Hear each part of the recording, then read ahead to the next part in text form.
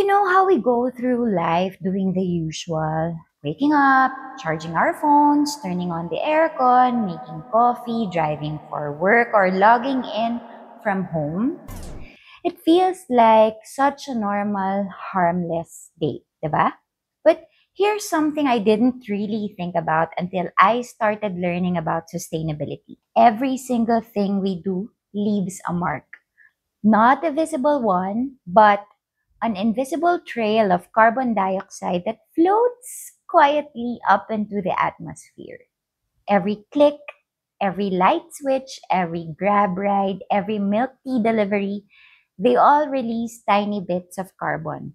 And when billions of us do that every single day, that's a lot of carbon. It's like we are all adding threads to a giant blanket wrapping around the planet. A blanket sounds comforting, diba? The thing is, the Earth already has a natural blanket and we call it the greenhouse effect. It's what keeps our planet warm enough for life. Without it, Earth would be a frozen rock. But the problem is, we have been making that blanket thicker and thicker. And instead of keeping us comfortably warm, it is trapping too much heat. That's what we mean when we talk about carbon emissions. They are basically the heat trapping gases released when we burn fuel, generate electricity, manufacture products, or even use digital technology. It's the reason why the world is warming, not evenly, but dangerously. That extra heat, it's not just sitting quietly in the air. It is changing everything. The planet is reacting the only way it knows how, by shifting, adjusting, and sometimes breaking. The weather patterns we used to depend on, gone. Typhoons are stronger, droughts last longer, and heat waves hit harder. You've probably felt it yourself. The kind of heat that feels angry, like it's pressing down on you. Or those storms that seem to come out of nowhere and flood the streets in just minutes. But what we sometimes forget is that these things aren't just natural moods of the planet. They are symptoms of imbalance. And they trace back to the carbon we release every day. When we talk about carbon emissions, we are really talking about people. Let's take a closer look. In the provinces, farmers are struggling because the seasons have become unpredictable. When it rains too much, crops drown. When it rains too little, they dry up. Fisher folk, sila rin, they also notice changes. The fish are swimming farther away because the water is too warm. Coastal families lose homes not once but twice a year because floods keep coming back faster. Even in cities, we feel it. The air gets thicker. The power bills climb higher because we use more cooling and our health takes the hit from heat stress, poor air quality, and constant stress from disasters. So, carbon emissions may sound technical, but they are really about human life, about comfort, security, and survival. And what's heartbreaking is the people who contribute the least are often the ones who suffer the most.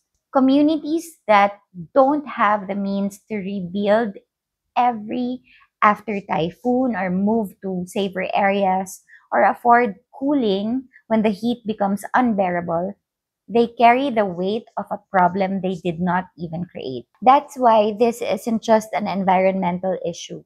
It's a justice issue. It's about fairness and shared responsibility. You might be thinking, okay, but what can we actually do? And I get that. Because honestly, carbon can feel like this huge abstract monster floating above us. But here's the good news. The moment we start to understand it, we start to gain power over it. Think of your carbon footprint like a health checkup. It tells you where you stand, not to shame you, but to help you decide what to improve on. You cannot lower what you don't measure. Have you heard of that? For example, when small businesses track their carbon footprint, they often discover simple wins. Maybe most of their emissions come from electricity, so switching to energy efficient lighting or adjusting cooling systems already make a big difference. Maybe deliveries contribute a lot, so they can plan routes better or use eco-friendly packaging, diba? Even digital emissions matter. Every time we store files in the cloud or send large attachments, that data lives in servers that consume energy. It's wild to think about it, but even the internet has a carbon footprint. And if you're an employee, you can start small too. Unplugging devices after work, printing less, carpooling with your co-employees, or simply joining company programs that promote sustainability. These things add up because every kilowatt saved, every liter of fuel avoided, every reusable item used, that's less carbon entering the air. And the best part? Reducing your footprint doesn't just help the planet.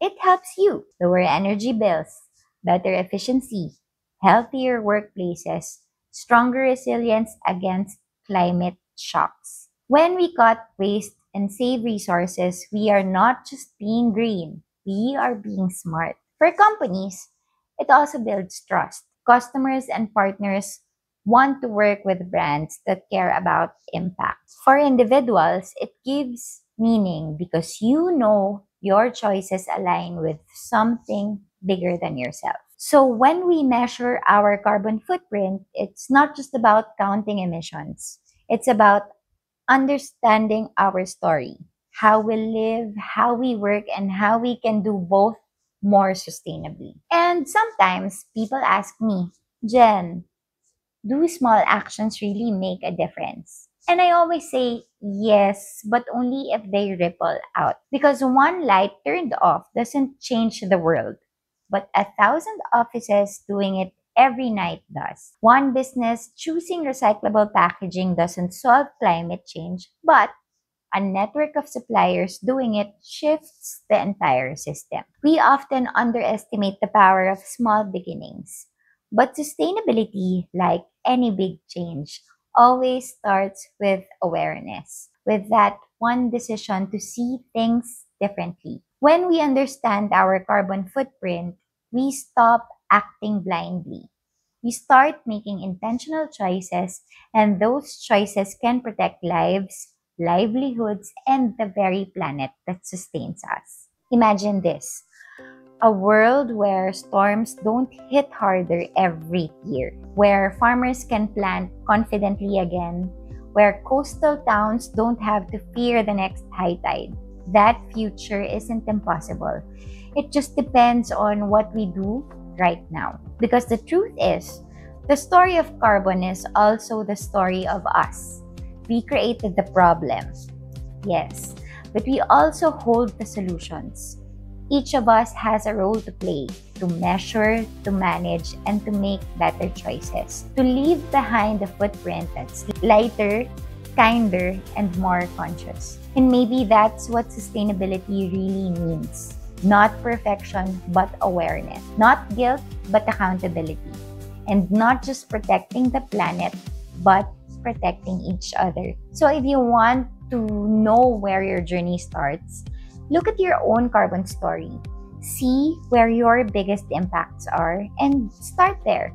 Because once you understand your footprint, you start to see the world differently. You start realizing that every watt, every ride, every purchase is a vote for the kind of future you want. And if enough of us start voting for a greener one, then maybe, just maybe, the blanket we have wrapped around the earth can start to loosen again. And the world, once heavy and overheated, can finally breathe. So if this story made you stop and think, even for a bit, about how your everyday choices connect to something bigger, I would love for you to keep that conversation going. If you learned something new today, or if you just want to help more people understand how small actions can lead to big change, please like this video, share it with a friend, and subscribe to this channel. Kasi we post new videos every week to help you make sense of sustainability in ways that are practical, personal, and a little bit